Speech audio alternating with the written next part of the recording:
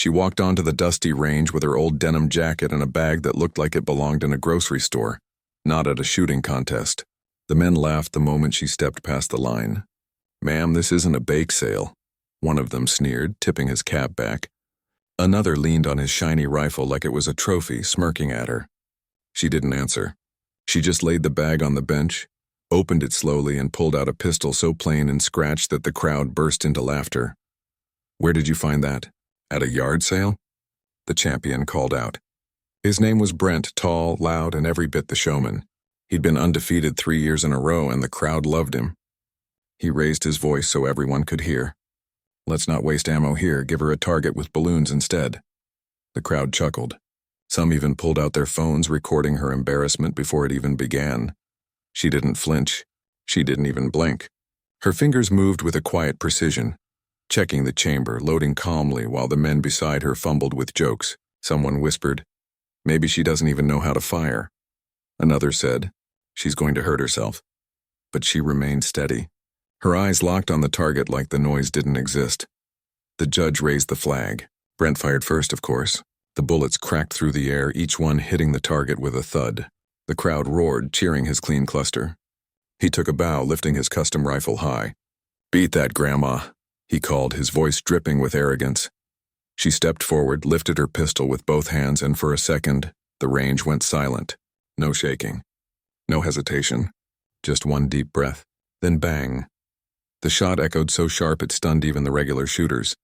The bullet tore through the center of the target so clean that the paper curled backward. A perfect dead center shot.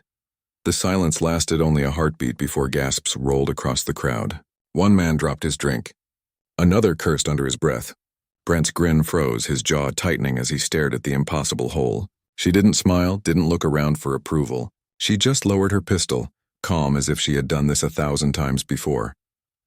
"Lucky shot," Brent barked, trying to regain control, but his voice cracked. She looked at him, her eyes steady, then raised the pistol again. Another breath. Another shot, bang.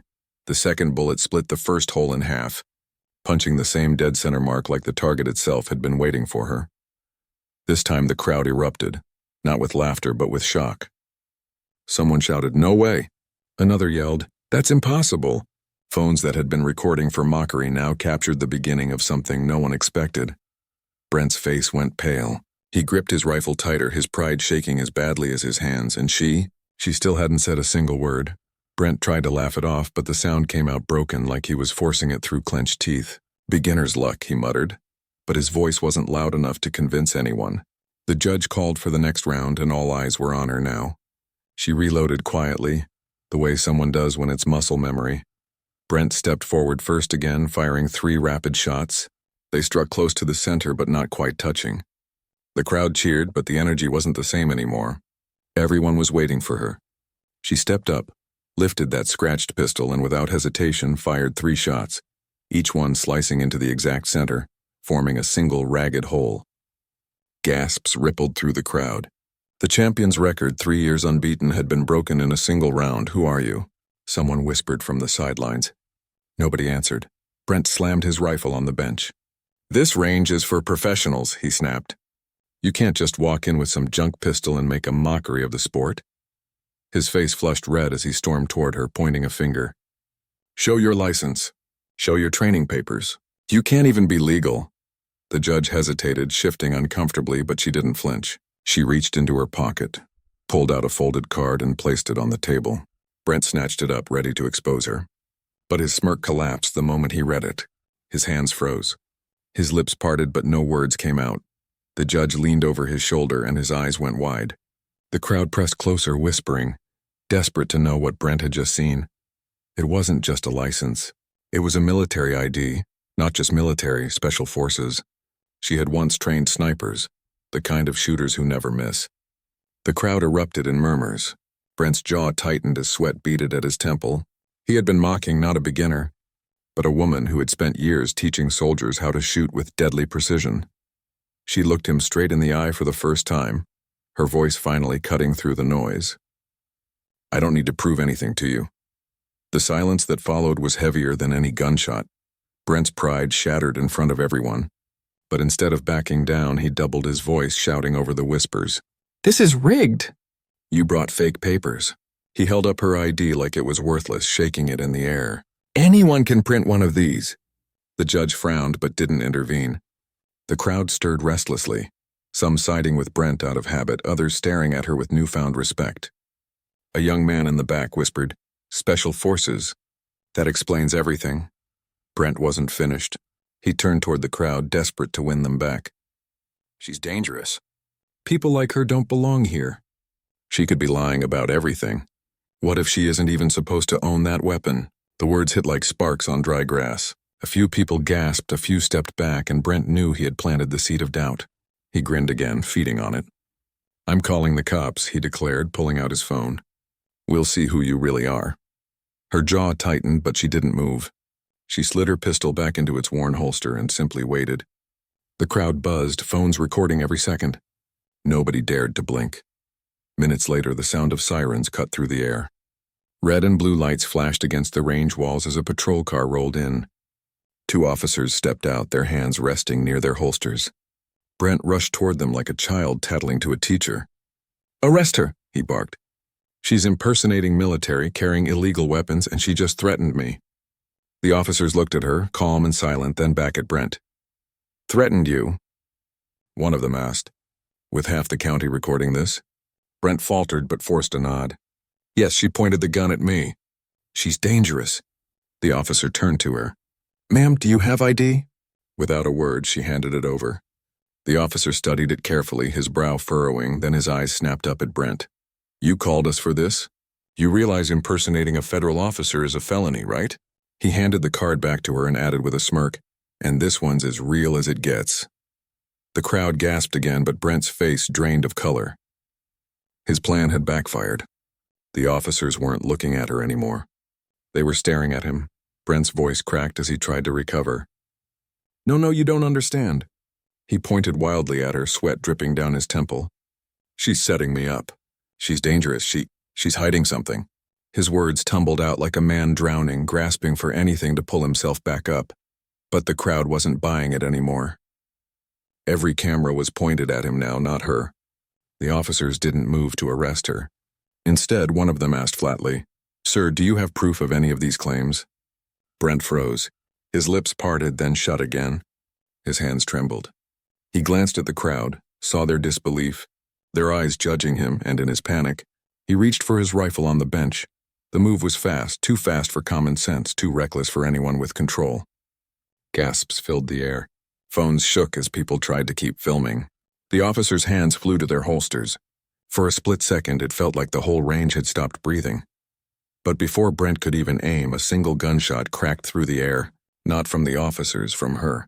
She had drawn her pistol and fired in one fluid motion, the bullet ripping through Brent's rifle scope and shattering it into glass and sparks. His weapon dropped from his hands with a metallic clatter. The silence that followed was thunderous. She hadn't touched him, hadn't harmed a hair, but she had disarmed him with a shot so perfect it was almost unreal.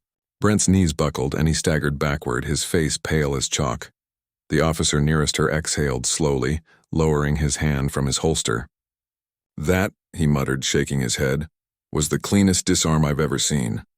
The crowd erupted, half in applause, half in stunned shouts. People cheered her name even though they didn't know it. Others yelled at Brent, calling him a coward, a fraud, a bully. His empire of arrogance crumbled in seconds, caught on dozens of cameras. She finally spoke again, her voice low but sharp enough to cut the air. "You wanted proof? There it is." Brent, red-faced and trembling, shouted back desperately. "This isn't over. You think you can embarrass me? You don't know who I am." But his words sounded hollow now, stripped of all power. Brent staggered forward, his pride now hanging by a thread. His voice wavered, but he tried to sound powerful again. "You all think this is funny? You think this is the end?" He pointed at her with a shaking hand. "You don't know who you're messing with.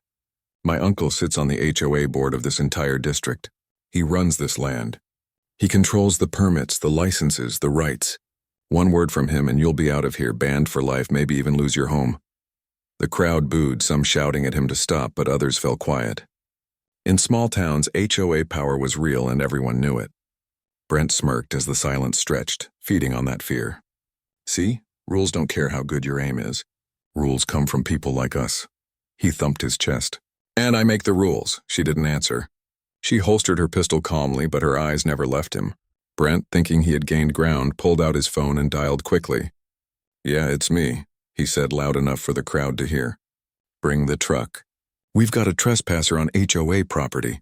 His grin widened. Tow her car. Tow everything. The crowd gasped. A few people looked toward the parking lot where her old pickup stood. Brent paced with confidence again, barking into the phone like he was a general commanding troops. Yeah, and tell the board she impersonated military. We'll shut her down for good. She exhaled slowly, then reached into her jacket. Not for her pistol this time, but for another folded paper. She opened it carefully and laid it on the judge's bench. The judge's eyes widened. He adjusted his glasses, read it again, and then looked up at her with something close to awe. It wasn't just her ID. It was the deed to the land the range was built on. The murmurs in the crowd swelled into shouts. Brent stopped mid-sentence, phone still to his ear, his mouth falling open. The judge spoke firmly so everyone could hear. This woman doesn't just have the right to shoot here. She owns this range. Brent's phone slipped from his hand and clattered on the ground. His face twisted between disbelief and rage. No, that's not possible. That's not possible, he stammered, shaking his head violently. You're lying. But the paper in the judge's hand said otherwise, and the crowd knew it. Brent's face turned crimson as the weight of humiliation pressed down on him. The crowd's cheers for her stung worse than bullets, and he could feel his entire reputation slipping away. His fists clenched, his voice broke into a roar. No, you think a piece of paper makes you powerful? You think you can just waltz in here and steal everything I've built? He spun toward the crowd, desperate to pull them back to his side. She's lying. Don't you get it? She planted this. She's not some hero. She's a fraud who's been planning this from the start. But the more he shouted, the more people shook their heads. Phones kept recording, eyes kept glaring, and his empire of arrogance sank deeper into the mud. Then Brent pulled out one last card, the dirtiest one he had. He leaned in close, his voice dropping to a hiss meant only for her, but everyone nearby caught the venom in his words. You don't scare me. You may own this dirt, but the board owns the law. I've already filed a complaint against you. By tomorrow, your name will be in every report. They'll take your guns, your license, your land. And guess what? His lips curled into a bitter grin. The cops you trust? Some of them are on my payroll. The crowd erupted in outrage, boos and shouts rising like a storm. The officers stiffened, one of them stepping forward with narrowed eyes. Is that a threat, Brent? But Brent only smirked wider, spreading his arms like a king addressing his subjects. Call it what you want. Rules aren't about justice. They're about power, and I have the power. She stayed silent, her hand resting on her holster, not to draw but to remind him she wasn't afraid. Then she said softly, so soft the crowd had to lean in to hear. Funny thing about power, it only lasts until the truth shows up. And then, as if on cue, a voice rang out from the back of the crowd. Deep, commanding, the kind of voice that silenced chaos in a single word.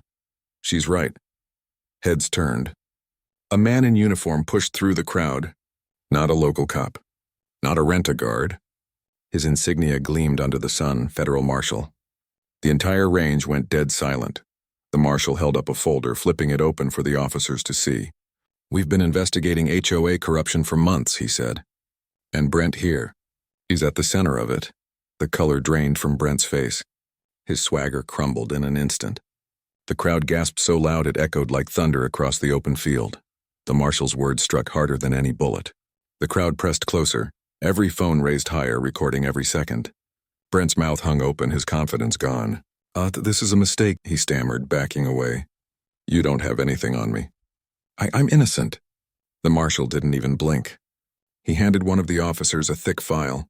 Bank records, forged HOA citations, fake fines he's been forcing on families, and evidence of illegal tow operations. He turned toward Brent with cold eyes. You've been stealing from your neighbors for years, hiding behind HOA power. That ends today. Gasps rippled through the crowd. Someone shouted, I knew it. He tried to tow my truck last year. Another voice rose. He fined me for painting my porch. People erupted in anger, years of frustration boiling over in seconds. Brent raised his hands desperately. No, they're lying. They're all jealous. His words sounded weak, hollow, eaten alive by the truth pouring from the marshal's folder. The marshal stepped closer, his voice steady and merciless. You didn't just steal money, Brent. You impersonated law enforcement. You called in fake cops. You threatened this woman in front of witnesses. He gestured toward her calmly standing by the bench, her eyes locked on Brent. And now, you tried to brandish a weapon in public. Brent's body trembled. He looked at the crowd, at the officers, at her, as if searching for one last lifeline. You can't arrest me, he whispered. My uncle, he'll protect me. The marshal's lips curved into something between a smirk and a sneer. Funny you mention him. He's already in custody. The crowd exploded, cheers, shouts, disbelief, joy. The sound rolled across the range like a wave of thunder. Brent stumbled backward, his legs giving out as officers closed in, snapping cuffs around his wrists. His eyes darted wildly, desperate, furious. This isn't fair. She set me up. But his words drowned in the roar of applause, and through it all she stood still, calm, steady, her silence louder than his screams. Brent thrashed in the officer's grip, his face twisted with rage and humiliation. You can't do this to me, he bellowed, his voice cracking as the crowd's cheers swallowed him. I'm the champion here. I run this place. I make the rules. But the marshal only shook his head. Not anymore. The officers dragged Brent forward, his boots scraping against the gravel, his once proud swagger reduced to a pathetic stumble. Cameras zoomed in, capturing every second of his downfall. The same phones that had recorded him laughing at her now streamed his humiliation live. A boy near the front shouted, "Guess you're not the champion anymore." The crowd burst into laughter, their jeers cutting deeper than the cuffs biting into his wrists. Brent tried to lift his chin, tried to glare at her one last time, but all he found in her gaze was calm pity, like he was already forgotten. As the officers shoved him into the back of the squad car, one of them leaned down and said loud enough for the crowd to hear, "Enjoy your new range, ma'am. Looks like the rightful owner finally showed up." The applause swelled again, but this time it wasn't wild or chaotic. It was proud, united, like justice itself had landed. People clapped not just for her, but for the idea that someone had finally stood up against the corruption that had haunted their town. Brent slammed his forehead against the window of the patrol car, shouting muffled curses as the vehicle pulled away, his voice drowned by cheers. For years he had strutted across this range like a king. Now he left like a criminal, shackled and broken, remembered not for his victories but for his disgrace. She stood there quietly, holstering her weapon, brushing dust from her jacket. No gloating, no smile, just the steady calm of someone who had nothing left to prove. The crowd surged toward her, some shaking her hand, others asking her name, all thanking her for what she had done. For the first time all day, she allowed herself a small, tired smile.